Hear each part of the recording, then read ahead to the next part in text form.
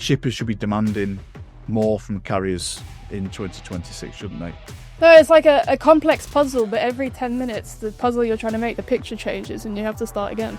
I think it's pretty undeniable that this situation doesn't help carriers and it doesn't help shippers. If they're hearing this from the first time for us, then they have even bigger problems than we think.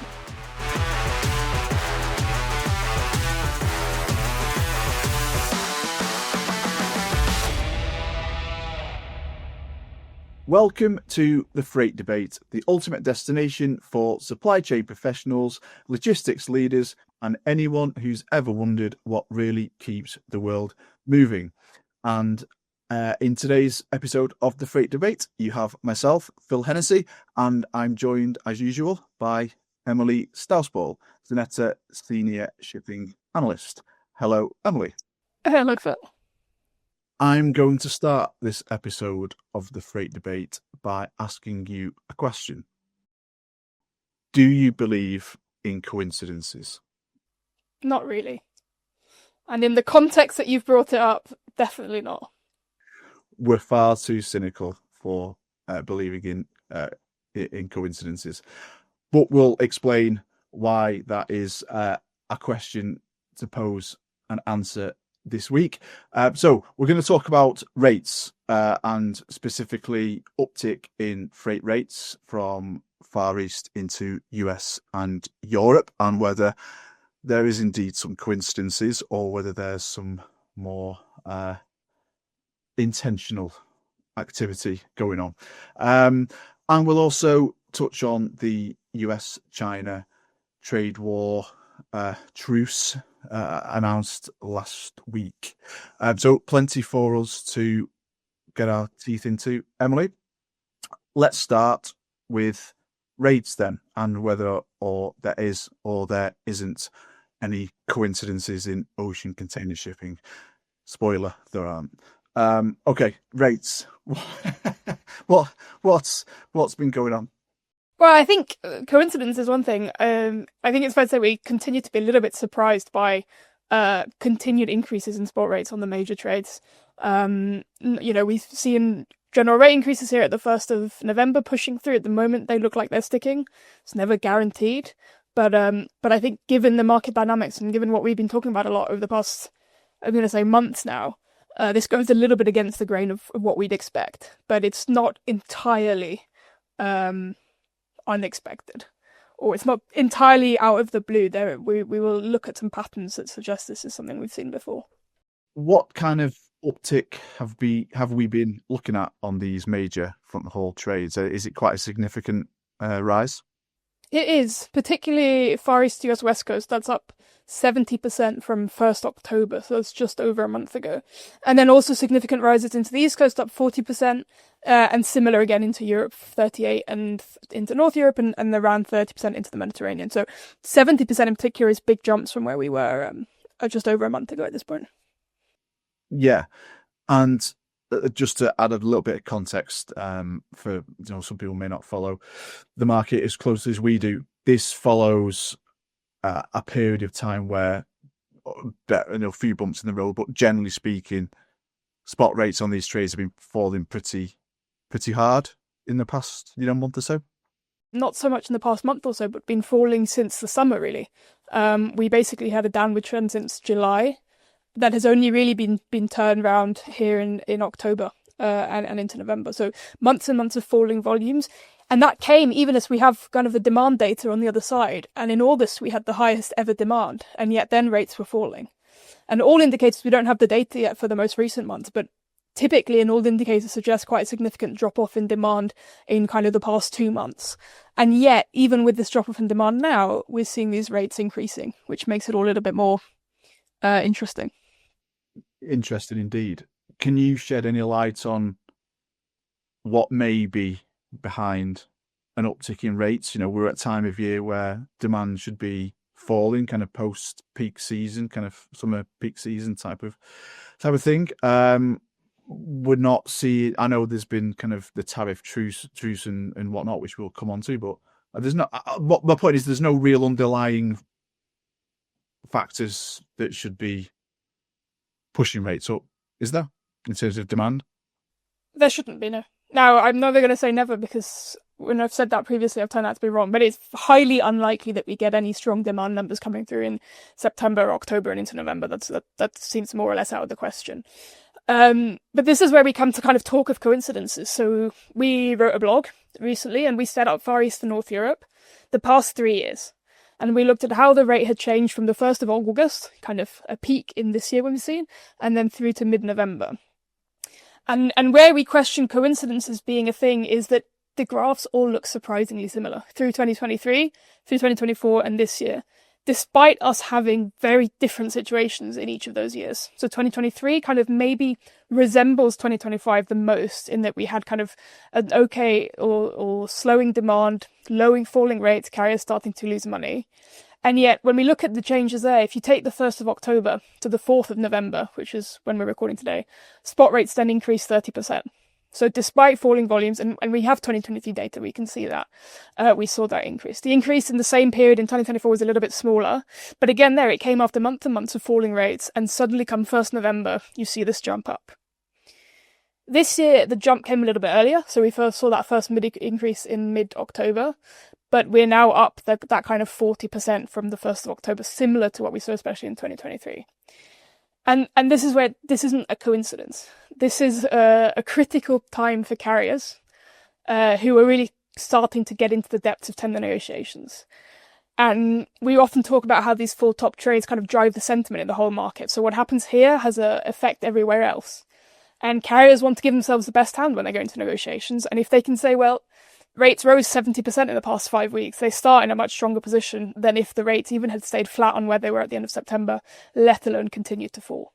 So this is a period kind of end October into November where carriers consistently are saying, we need to lift rates here because we are all going into these negotiations and we all want to secure higher rates. So it's definitely not a coincidence that we're seeing this for the third year in a row.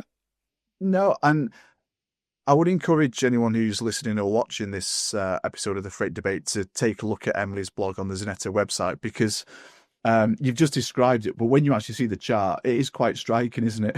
When you see, the declining rates over a considerable period of time, and then all of a sudden, 1st of November or kind of mid-November, mid-October, and then 1st of November this year, just a total bucking of the trend. And as you say, it can't be. Well, it could be, but it's highly unlikely. It's highly unlikely a coincidence when you see it as clearly as that in the chart. Okay, so I think we're in the place where it's not a coincidence, and there is a concerted effort by carriers to increase rates at an important time of year. There'll be a lot of procurement professionals, shippers listening to this episode. What does it mean for them? If they kind of say, well, they don't believe in coincidences, they may not believe in coincidences either. So if they share our view, how do they approach this? Well, I think the key is to not panic, because those 70% increases in all fall on, but everybody can look into the same future. And we can see that carriers have removed capacity on that kind of main trade to get those rates up. So it's not come at no cost to them. They're removing capacity, and that then starts playing on each carrier's market share and how long are they willing to play at that. What I think is clear also from 2023 to 2024, when we saw similar things, is that increase did not directly translate into higher rates when you were signing your long-term contracts come January. And that's the really important thing. Everybody can say, okay, this is a sentiment, this is what's happening right now. But when you go into those long-term conversations, both sides know well that they have to look at both sides. They have to look at the longer-term perspective. And the fact that carriers can get rates up for 6 weeks or 8 weeks right now doesn't change the outlook for 2026. And that's really important to keep in mind when going into those negotiations. Yeah, and I'm just actually looking on the Xeneta platform now, Far East to US West Coast, and the hike in spot rates on the 1st of November, it has now taken spot above the long-term rates on this trade. But until that point, they were on par, and early in October, spot rates fell below long-term rates. So irrespective, yes, spot rates are now climbed above long-term rates, and that the spread between those markets, as we know, is incredibly important. But if you look at the spot in context of the long-term rates, shippers are still in a pretty decent position, aren't they? I should think so. And especially when you then look forward and we see what's happened in the past. And if we take even just when we published an analysis, maybe it was only for our customers. We published an analysis back at the start of this year looking at tenders for 2025. And again, here we had kind of the spot rate was being pushed up at the end of 2024, and that was having an impact on tendering. But in reality, you could see in those contracted rates, so what was actually signed and valid, that if you signed for longer than 6 months, and the vast majority of that was for a year, you were getting up to 50% discounts compared to people signing long-term contracts valid for less than 6 months. So a lot of those are quarterly rates.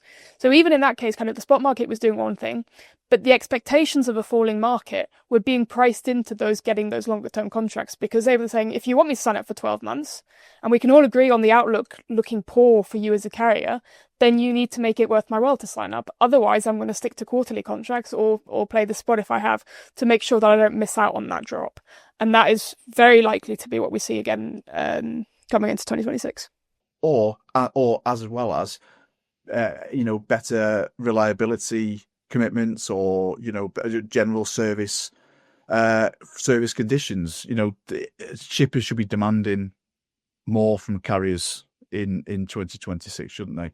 But yeah, this is incentivization is going to be a theme again. So before we move on, I just want to draw the attention to that even a 70% increase into the West Coast still leaves rates substantially below where they were this time last year. So if you're a shipper going in for your 2026 rates and you're thinking, what can I expect to get rates at, then consider the fact that we're coming in, I think you said on the spot rate, 50% lower than where we were this time last year, around about. And that's also an important thing to bear in mind, and also lower on the long-term rates. Yeah, so shorts down 49%. Long down 36% into the US West Coast. So, and that, as you say, that's with the hike in the spot market in mid-October and 1st of November. So, which really goes to show how far we've fallen since August, really, how quickly rates came down, and that now being overturned. But it was looking bad for carriers coming until the end of October, until the end of September. And I think, and we'll talk a lot more about this over the coming months and looking into kind of the tender data we're getting. But from the first few round one rates we've got coming in, that's really like the starting point for negotiations. The rates look pretty competitive, and even round one we're seeing coming in under today's market average, with both incumbents and new players kind of coming with competitive bids, which is quite different to what we saw last year in round one. So the first signs there are also promising for shippers for the most part. There are some exceptions, and round one bids are often kind of a little bit here, there and everywhere, but it gives the first indication of what negotiations are going to look like going into next year. Yeah. And maybe to round off this part of the freight debate, the Xeneta Outlook was published in October to coincide with the Xeneta Summit in Barcelona. And in there, Emily and Peter Sandow, chief analyst, gave a forecast for 2026, as is fraught with peril as that is. And the forecast is for rates, long-term rates and spot rates at a global level, certainly to be falling in 2026. So. And that doesn't mean we won't see these increases here and there like we've seen in mid-October and 1st November. They can still happen. They can still turn up. You can still get capacity crunches here and there. You can get sudden increases in demand. So we're not saying that it's guaranteed that rates are never going to rise for the next 12 months. They may well do, and they may happen on one trade and then the rest of the world will adjust. But overall, the picture at the end of the year should be with lower rates. Sure. But let's add in the hefty caveat that we always add in, and we put it into the Xeneta Outlook for 2026 as well, is that this is based, the fall in rates and is based on there not being another major black swan event that's going to hit ocean container shipping in 2026, because back at the end of 2023, as you say, there were similar conversations about overcapacity in the market and rates were going to carry on falling in 2024. And then the Red Sea crisis escalated into December. If we think back 12 months ago, we had the prospect of another Trump presidency, but I don't think anyone really thought he would be as extreme in his tariff policy as he has been. So we don't know what's around the corner in 2026, do we? So we can talk about falling rates, but anything can happen, can't it? Anything can happen. Okay, so we have determined coincidences don't really exist in ocean container shipping. Let's move on to the second topic in this episode of the Freight Debate, which is the US-China temporary truce, tariff truce that was announced last week. And I know you've been speaking to various members of the press since, Emily. Could you give us a bit of background as to what's going on? Because we talk, again, it's almost like a standing agenda item, isn't it? Tariffs. There's something new for us to discuss. Well, I was just going to say, we're a year on from Election Day, and back then the threat was sort of, I think it was 60% tariffs on imports from China and 10 or 20% on the rest of the world. And we all looked at that and thought, blimey, it's going to be rough. Had we known what we were in for, it would be something different. But yeah, so we have a trade truce for 1 year. Tariffs are still in place. They're a little bit lower, but they're still close to the 50% mark on US imports from China, and we definitely shouldn't undermine the impact that has.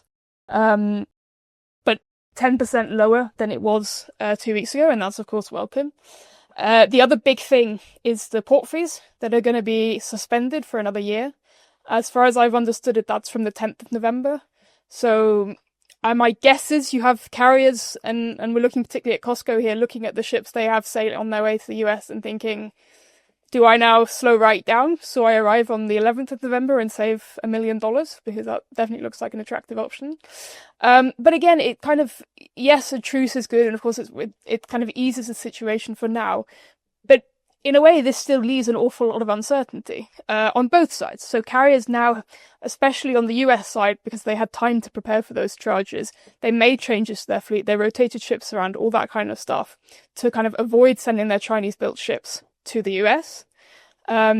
COSCO couldn't avoid it, so that's kind of been a different issue. On the Chinese side, those tariffs were announced, or the fees rather, were announced much later, so carriers had a struggle to react to it. But they've made changes, and the question is now, how much do you change back if you think this is what we're coming back to in a year? And is this actually coming back in a year, or do we hope that by then some issues will have been resolved? I don't think we're going to see the US shipbuilding industry saved in the next year. That's not really on the cards.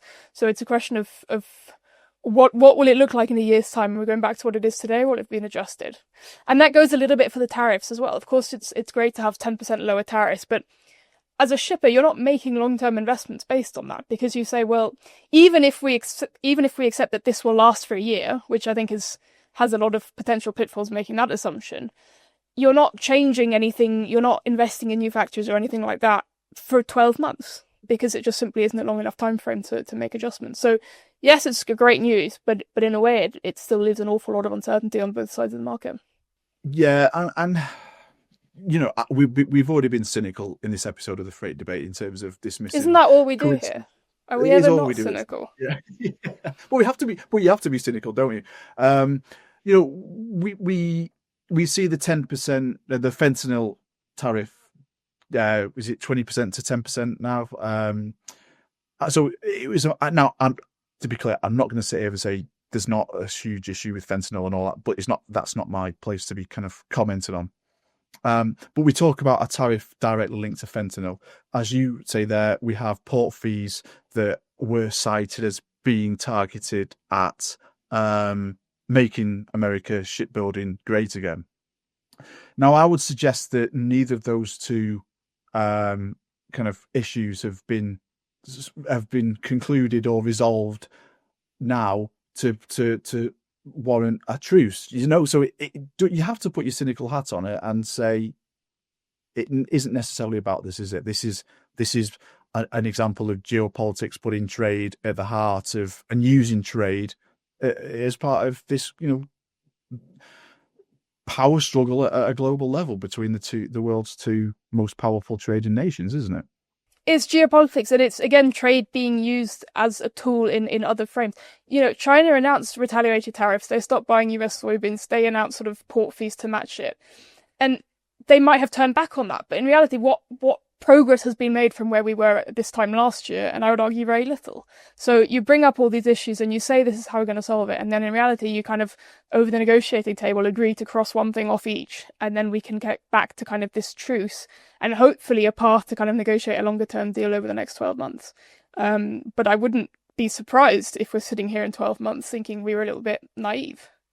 In the first trade war, we had this phase 1 deal where China was committing to, in particular, sort of describe the amounts of soybeans they would buy and all sorts of other commitments. And then, of course, you get kind of the pandemic and Trump loses the election, so there isn't really follow-up on that. But it's not like this is the first time that we're seeing China make commitments to buy a certain amount of US goods and other stuff. So again, it's to see whether that lives up to it. You know, I'm not going to sit here and kind of be too kind of sensational in terms of my opinions either way, because I'm not placed to do so. But I think it's pretty undeniable that this situation doesn't help carriers and it doesn't help shippers. You know, that this uncertainty helps, whatever the reason behind it is and whatever the justification is, it doesn't help shippers and it doesn't help carriers. You know, shippers, let's say they want to shift manufacturing facilities, open new manufacturing facilities in new nations. Well, it takes more than 12 months for them to do that, doesn't it? You know, a 12-month truce doesn't give them the level of stability and certainty that they need. And carriers, likewise, you know, we saw this year the tap being turned on and off to demand into the US as the tariffs were lowered and raised. Carriers have to react to that as well, don't they? You know, it's shifting capacity around, and they don't know, you know, what, they don't have visibility of the demand. So the uncertainty doesn't help anyone. No, I mean, this truth, they're going to save money on each side. Shippers will save 10% on these tariffs. Carriers will save the port fees they're not having to pay. But aside from that, it's very tricky, especially when the rest of the world is still in flux. I mean, Trump was in Asia and we got a certain number of trade deals or partially finished trade deals with other Asian countries. But you still have kind of these 50% tariffs on India. So if you think, okay, well, we thought after the first trade war we were going to move manufacturing to India, and now suddenly with this truce, China is now a couple of percentage points lower on its average tariff than India is. That also leaves you in a lot of trouble. And what is that status? Is India is this now permanently 50%, or are we going to, you know, what happens in the next 12 months? So yes, it's welcome, but it doesn't bring any certainty really to players in the market on either side. You might find some people listening to this, some shippers listening to this, spluttering into their coffee when you said we're going to save 10%, because I think they would probably say we're just not going to spend as much as we would go to. The point is, tariffs are still high, aren't they? You know, this is, you know, it's a less bad situation rather than a good situation. Let's just touch on the immediate impact of the truce. And actually, we've already touched on the rate uptick, haven't we? But in terms of demand, it's unlikely that this truce is going to trigger a cargo surge in the same way as we saw back on May the 12th, 14th, when we had the first 90-day lowering of the tariffs, didn't we, between US and China? So we're not going to see a repeat of that, are we? I highly doubt it. I think the volumes have been moved, really. The current tariffs, again, are still really, really high. And then there's also question marks around the US economy. What is the impact of these tariffs? What's the impact of the government shutdown running into kind of a record length? All those kind of things put question marks around demand as well, that suggests that actually shippers aren't necessarily wanting to say, well, we're going to bring it in now in case we get whatever. I think now we're looking at a period of lower demand come through. Maybe we get some boost around Chinese New Year. But even then, I think inventories are high and the economy isn't shining. So certainly we don't expect that tap to suddenly be turned on and a rush of demand out of China. It just doesn't seem sort of feasible or practical, really, in that sense. And this is a nice way to loop back to the first half of this episode of the Freight Debate, and the predicament that carriers are in, because they are trying to keep rates up, but they're doing so against falling or subdued demand, let's say, at the moment, And if you're correct, and that subdued demand is going to spill over into 2026, maybe the first half of 2026, we've got record order book, albeit fleet growth might slow down in 2026. But there's still the overcapacity is still going to be a massive issue for carriers. I'm painting a bit of a gloomy picture for them. Maybe people won't be shedding too many tears. So shippers won't be shedding too many tears, but it's a fact, isn't it? It isn't a great situation for them, and it makes that hike, that kind of even a 70% hike, seem, pretty insignificant against the weight of all the challenges that they face. And that's, a 70% hike. It's a big hike. It's not, we're still talking rates. We're at a relatively low level to get that. So it's not a comparison to the pandemic or any such sense in terms of the dollar difference. But it'll be very interesting to follow as carriers start releasing their Q3 results, expecting their margins to shrink considerably. Maybe still making some money in Q3, and we'll see what happens in Q4. I think One was just recently saying they were downgrading their profit forecast, and their year ends in March, and they were saying, actually, even with this downgrade, we kind of are aware of the fact that they might get even worse, and carriers know this. There's a reason those round one bids are coming in at relatively competitive rates. It's not because carriers are suddenly thinking, oh, it's been a hard year for you and you have to pay tariffs, let's give you a lower rate. It's a decision they're making in terms of how they want to play and what volumes they want to secure. So I think they're all just as aware as we are of the conditions they're looking into next year. Especially, and I think we have CMA running a few more ships now back through the Suez Canal. The others will be watching very, very closely. I still think it will take quite a lot more for a full return, but it's another one of those things that maybe we're starting to see those first shoots. But that again comes with a big maybe these days. Yeah, there's a lot of maybes, aren't there? Okay, so we just made carriers sleep a little uneasier tonight, and with that I'll... If they're hearing this from the first time for us, then they have even bigger problems than we think. Well, yes, but never underestimate the power and the reach and the influence of the freight debate. Okay, so that's really interesting, and it's great when we can actually look at the rate uptick, whether there's coincidences or not, but the behaviour of carriers right now. And then when you broaden it out to the second half of the freight debate, and we see the US-China truce and the lack of stability and the challenges that carriers are going to continue facing, it is a really kind of complex jigsaw, isn't it? Global container shipping at the moment. No, it's like a complex puzzle, but every 10 minutes, the puzzle you're trying to make, the picture changes, and you have to start again.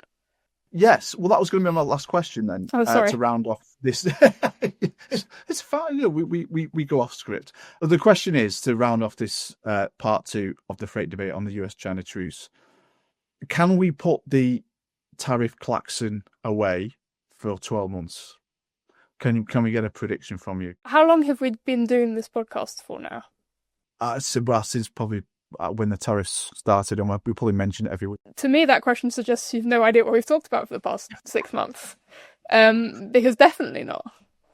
No. I wish, but I can't see that happening, no. Yeah, but there's a really important point in that, isn't there? That, again, we know that carriers and shippers both want stability and visibility of what's... Even if it's downward, they want visibility of what's happening. If we're sitting here now saying there's every likelihood that this 12-month truce won't last the distance, or there's going to be revisions, or there's going to be, a fallout, then it does nothing for them, does it? Really? Yeah, and that's one country. I would say, I think in 12 months' time, my guess would be we'll have lower tariffs. I find it hard to see that next year we'll spend the next 12 months gradually increasing tariffs globally on any country. But again, that continued uncertainty is also a big deal of this. So the klaxon will still be there, but hopefully the tariffs will gradually fall country by country as we move on. Well, I hope we are neutral, as I say, but hope you don't want to see subdued trade, do you? You don't want to see barriers put up to trade, and let's hope for a kind of an easier year for shippers, because they have been battered and bruised, haven't they? It's looking like it, but you never know. Okay. Another fantastic episode of the freight debate, Emily. If you do say so yourself. Actually, you're the one that provides the expert insight. I sit here and press the buttons. Thank you very much. I hope our viewers and listeners agree that it was a fantastic episode, because it was. Thank you to Emily again for your expert insight. 2 weeks' time, we'll get the Tariff plaques out again to see what happens. No doubt there will be. So please hit subscribe and make sure you don't miss the next episode of the Freight Debate. And we'll see you again soon. And let's keep moving the industry forward together. Thank you.